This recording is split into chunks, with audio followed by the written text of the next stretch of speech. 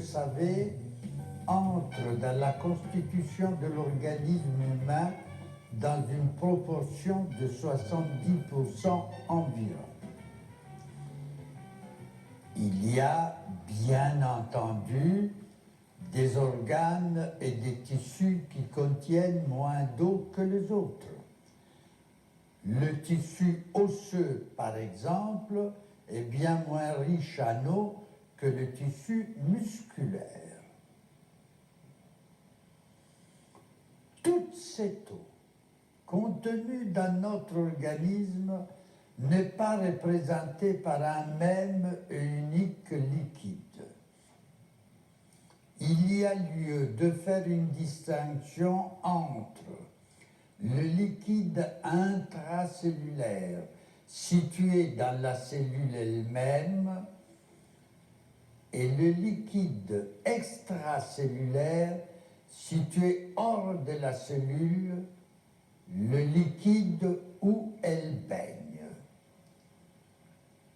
On le nomme liquide interstitiel car il se situe dans les interstices qui séparent les cellules entre elles.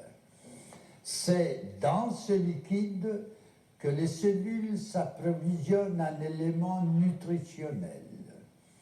Le liquide interstitiel est chargé en effet de substances nutritives, de minéraux et de vitamines en solution qui lui sont fournies par le sang.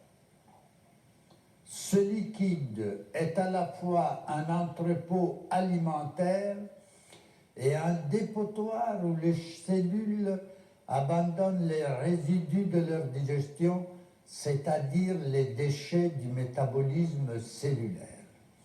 Le liquide interstitiel provient du sang. Le sang laisse transsuder à travers les parois de ces vaisseaux du liquide qui est de l'eau contenant, nous venons de le dire, des vitamines et des éléments minéraux.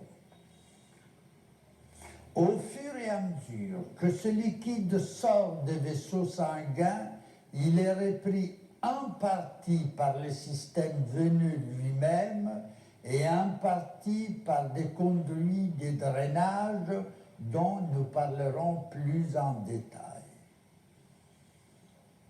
La fraction de liquide interstitiel qui pénètre dans ces conduits a subi des changements. Sa composition chimique se modifie. Ce liquide acquiert d'autres propriétés. Il ne sera plus du liquide interstitiel proprement dit, mais il devient l'haleine.